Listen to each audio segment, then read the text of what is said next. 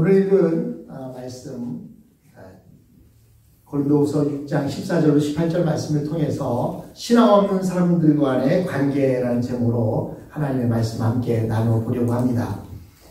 지도 그냥 보여주세요. 우리가 보고 있는 그 고린도 후서는 그리스의 한 도시인 고린도라고 하는 지역, 여기 보시면 빨간 표시가 되어 있는 그리스의 한 지역, 고린도라고 하는 그 지역입니다. 여러분 그림에 보시는 것처럼 푸른빛이 나는 블루 색깔은 뭘까요? 바다입니다. 바다.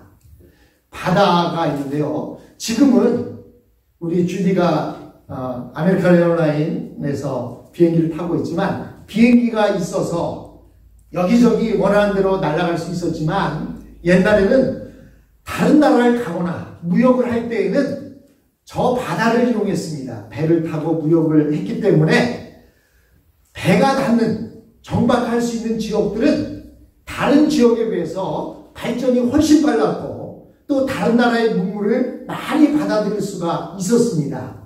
뿐만 아니라 바다는 거칠기 때문에 바다를 항해하던 그런 마도로스라든지 선원들은 많은 어려움을 겪고 배를 타고 왔기 때문에 저 항구 도시에 도착하게 되면 그들은 오랫동안 사람들을 만나지도 못했고 고생을 받았기 때문에 저곳에 오면 뭘 할까요? 먹고 마시고 즐기고 또 다른 이성들을 만나고 하는 그런 일들이 비일비재했습니다. 그러다 보니까 바닷가의 도시인 저 고린도라고 하는 도시는 많이 발달했지만 발달한 만큼 우상도 많이 받아들이게 되고 성적으로도 문란하고 그리고 여러 가지 많은 어려움들이 있던 지역, 바로 그것이 고린도 지역입니다. 우리가 지금 고린도후서 말씀을 보고 있는데 고린도후서의 말씀이 기록된 저 고린도 지역은 그런 역사적과 그리고 지리적 배경을 가지고 있다는 것을 이해하고 이 말씀을 들으면 그만큼 더 이해가 쉬울 줄로 믿습니다. 고린도라고 하는 지역은 저렇게 우상과 미신이 흥행하고 성적인 문란이 흥행한 그런 도시였습니다. 그곳에는 수십 개의 이교도 신전이 있었고 거기에서 벌어지는 모든 행사는 거의 이교도적인 제사의식이었습니다. 게다가 당시의 이교도적인 사고는 그들의 사고방식 구석구석까지 스며들어 있었습니다. 그런 그곳에서 우리 그리스도인들이 과연 그 이교도적인 생활 방식을 수용하며 살아야 되느냐 아니면 그들과 완전히 동떨어져 살아야 하느냐라고 하는 그러한 숙제를 안고 있었습니다. 오늘날은 어떻습니까? 이 미국이라는 나라는 기독교 문화가 정착하고 있기 때문에 그래도 다행인데 한국처럼 유교 문화나 불교 문화가 많이 자리를 잡고 있는 그런 지역에서 신앙생활을 한다고 하는 것은 참 어려움이 있습니다. 어떤 어려움이 있을까요? 사회는 우리를 보고 그리스도인답게 살라고 말하는 것이 아니라 자신들을 따라 살라고 말합니다. 그런데 그런 속에서 우리가 이 그리스도의 신앙을 지켜가면서 살아간다는 것, 그것은 참으로 어려운 숙제가 아닐 수가 없습니다. 사실 오늘 본문의 흐름을 보면 지난주까지는 그 고린도 교회에 스며들어온 그 유대인들의 그 의식에 대해서 이야기를 하면서 이제 사도 바울 선생님은 고린도 교회를 책망했습니다. 그런데 갑자기 그 내용이 있다가 뭐라고 말합니까? 너희는 믿지 않는 자와 멍에를 함께 매지 말라라고 하는 말씀으로 14절이 시작되고 있는 것을 볼 수가 있습니다. 갑자기 왜 이렇게 바뀌었을까요? 그것은 이제 유대교가 스며들어왔던 고린도 교회를 향해서 말했던 바울 선생님이 이곳에서부터는 이제 말을 바꾸어서 그렇다면 우리 고린도 교인들이 어떻게 이 고린도라고 하는 지역에서 이스라엘 사람들과 어울려서 살아가야 할 것인가에 대해서 말씀하고 있다는 사실을 볼 수가 있습니다. 여러분 우리가 수도원에 가서 살고 있지 않는 한 우리는 신앙 없는 사람들과 함께 어울려 살 수밖에 없습니다. 신앙 없는 사람들이 만든 영화나 드라마를 볼 때에도 그 속에 보면 신앙적인 요소가 전혀 없습니다. 우리를 자극하는 드라마들은 불륜이나 또는 여러 가지 자극적인 요인들로 통해서 우리로 하여금 신앙생활하는 데 도움이 되지 못합니다. 그렇다면 그런 드라마나 영화를 보지 말아야 합니까? 우리는 이 문제에 대해서 많은 고민이 됩니다. 때로는 회사 문화가 술 문화일 수도 있습니다. 미국은 그래도 덜한데 한국은 회사를 마치면 모두가 술집으로 가서 1차, 2차, 3차까지 하는 문화들이 형성되어 있습니다. 그렇다면 한국에 있는 젊은이들이 그 술 문화가 정착되어 있는 회사 생활을 하지 말고 직장을 그만두어야 할까요? 또 신앙을 가진 청년이 결혼을 하려고 하는데 주위에 신앙을 가진 배우자가 없어서 그런 사람을 만나지 못할 때가 있습니다. 그때 신앙 없는 사람과 결혼을 해야 합니까? 라고 하는 문제가 있습니다. 아니면 결혼하지 않고 언제까지나 독신으로 살아야 합니까?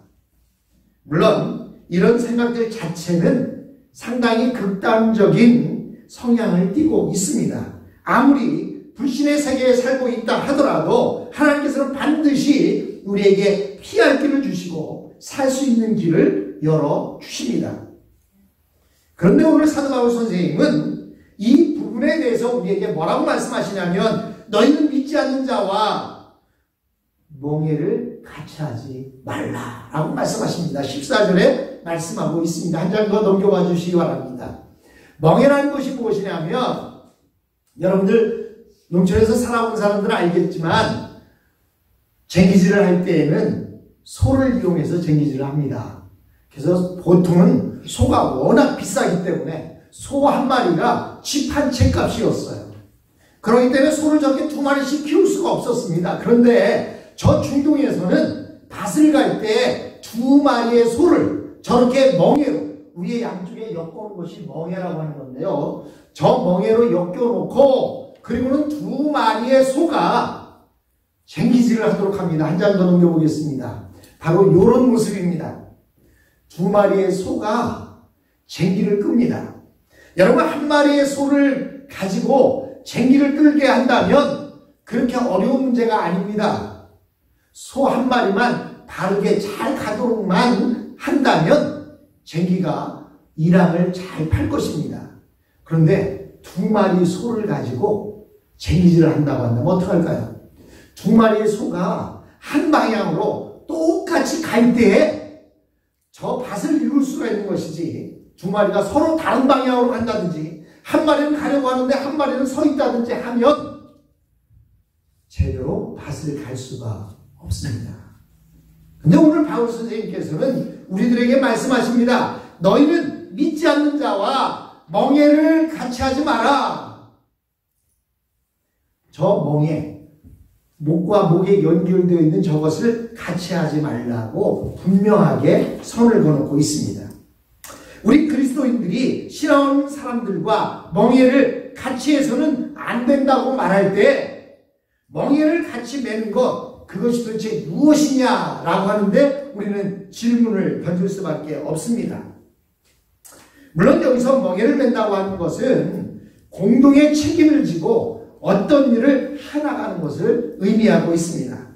멍해를 같이 맨다는 것은 바로 좀 전에 말씀드린 대로 과거에 농사 짓는 데서 나온 말입니다. 우리나라에서는 한 마리 소가 끄는데 중동에서는 저렇게 2마리의 소가 쟁기를 하나를 끌었다고 합니다.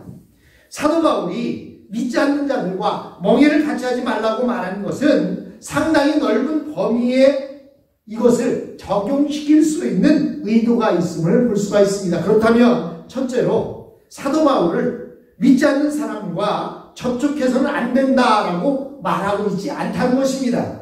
여러분 우리가 이 땅에 살면서 믿지 않는 사람과 접촉하지 않고 살려면 어떻게 해야 될까요? 이 땅을 떠나거나 아니면 교회 안에서만 살아야 된다든지, 아니면 수도원에 들어가서 그곳에서만 생활해야만 믿지 않는 자들과 접촉하지 않고 살 수가 있습니다. 근데 여기에서 차이가 있습니다. 유대교는요, 이방인들과 접촉을 하지 못하도록 했습니다.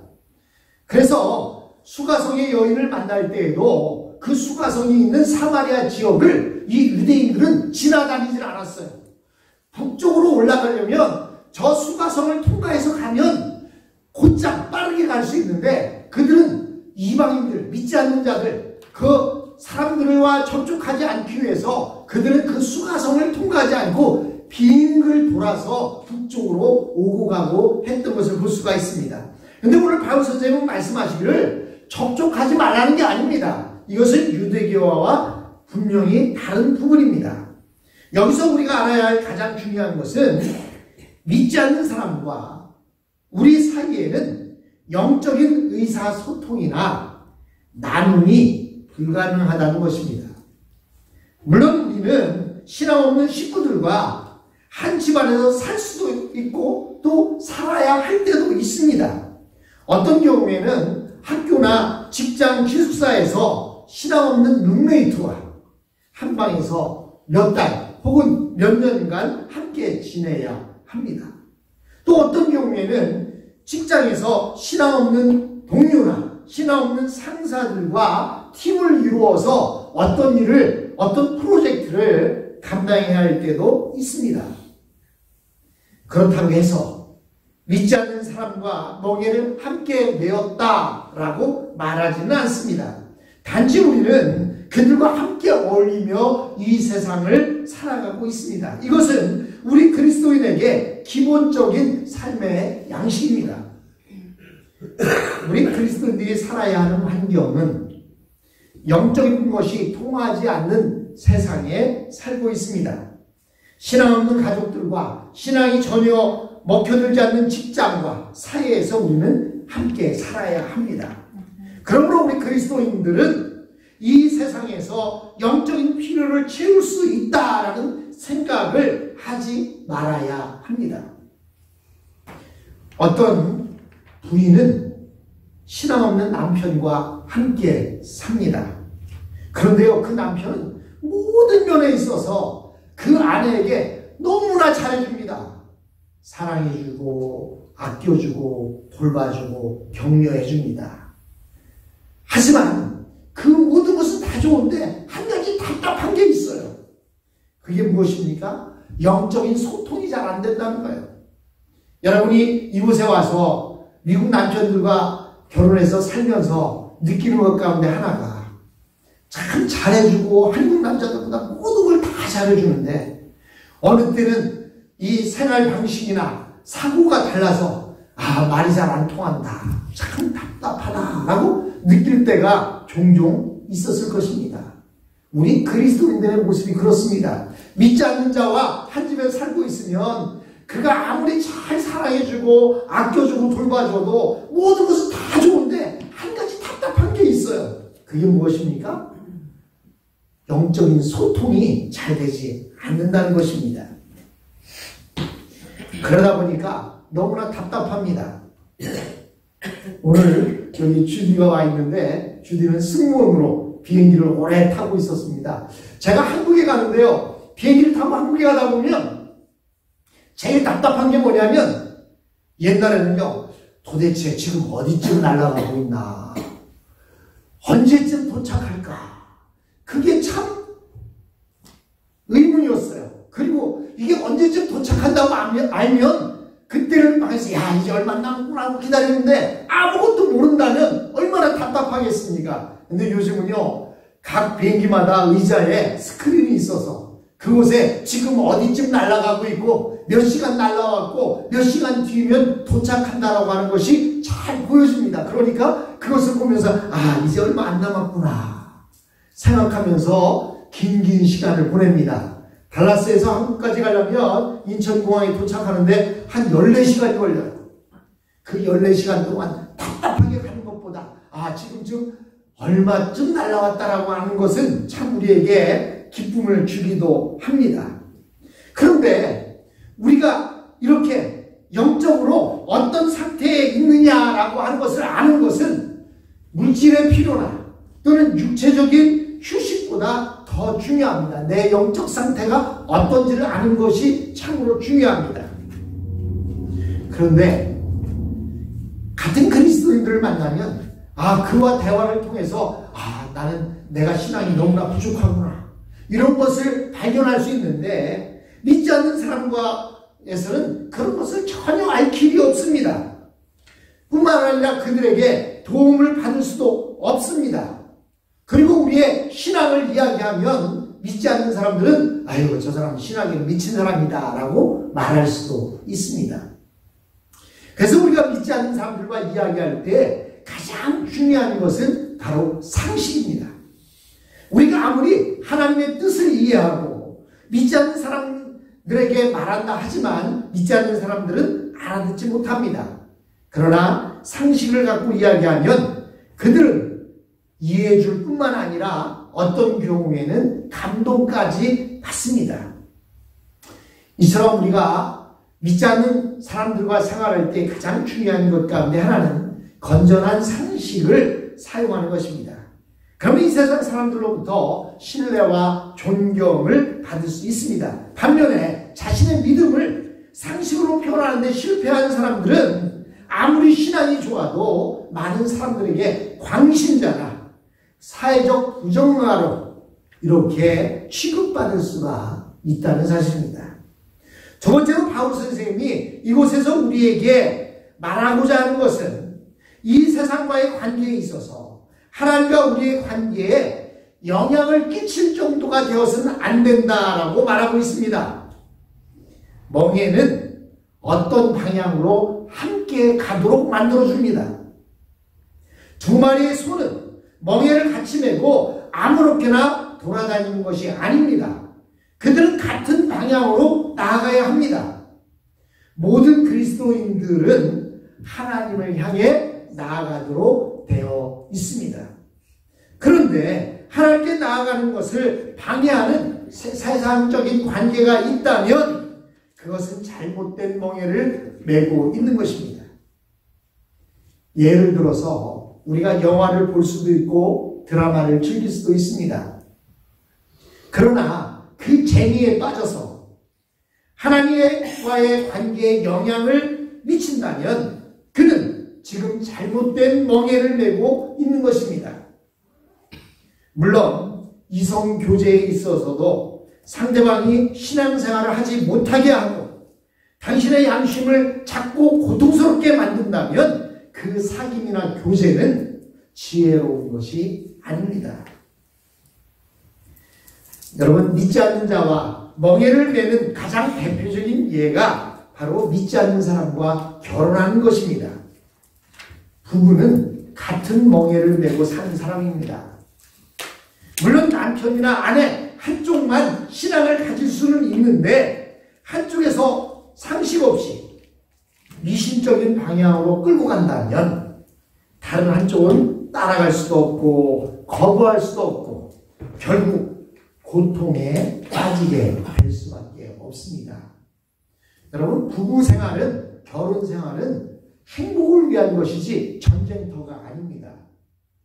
믿지 않는 자와 멍에를 같이 매게 될 때에는 적과의 동침이 되는 것입니다. 전쟁터가 되어서 매일 신앙적인 요인으로 다투게 된다면 그 결혼 생활은 지혜로운 결혼 생활이 될 수가 없고 결국 멍에를 잘못 낸 것이 되는 것입니다. 그러나 여기서 말하는 명예는 상당히 포괄적인 의미도 가지고 있습니다. 당신이 선한 영향을 주지 못하고 세상의 독소를 받아들이려고 하고 있다면 그 멍에는 잘못된 것입니다. 그러나 우리가 믿는 자와 멍에를 함께 메었을 때 한 마음이 되어서 앞으로 나아간다면 그 멍에는 참으로 우리에게 도움이 되는 멍에입니다. 여러분, 어릴 때나 젊었을 때 2인 삼각이라는 달리기를 해본 적이 있을 거예요. 여러분 해보셨습니까? 두 사람이 같이 달려가는데 양쪽에 있는 다리를 같이 묶는 거예요. 그리고 두 사람이 함께 뜁니다. 그러면 여러분 두 사람이 함께 뛸 때 어느 때 가장 빨리 달릴 수가 있나요? 두 사람이 힘을 맞춰서 속도를 조절해서 갈 때 함께 잘 달릴 수가 있는 거예요. 나는 달리기를 잘한다고 먼저 빨리 달려나가면 옆에 있는 사람은 끌려오다가 넘어지고 맙니다. 넘어지면 어떻게 될까요? 달리기를 잘한 사람도 달릴 수가 없는 거예요. 그렇다면 2인 3각에서 1등 할 수 있는 방법은 무엇이에요?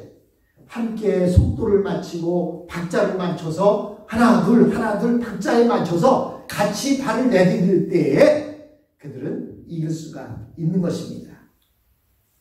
그러므로 사랑하는 성도 여러분, 우리가 이 땅을 살아가는 데 있어서 우리는 믿지 않는 자와 멍에를 맨다는 것은 참으로 어려운 일입니다. 하지만 또 어쩔 수 없이 그렇게 멍에를 메고 있는 사람이라고 한다면 건전한 상식을 가지고 우리가 그들을 위해 기도해야 합니다.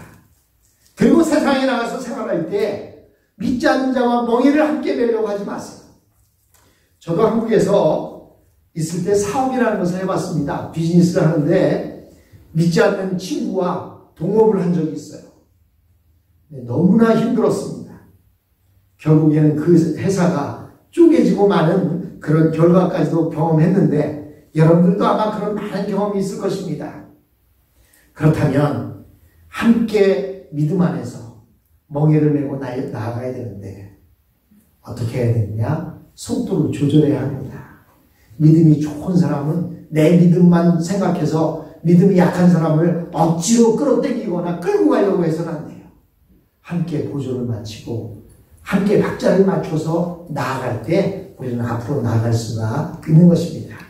그러면 사랑하는 성도 여러분, 믿지 않는 자와 멍에를 함께 매지 않고 우리가 건전한 상식을 가지고 이 땅에서 세상 사람들을 대하며 함께 더불어 살아가는 저와 여러분이 되었으면 합니다.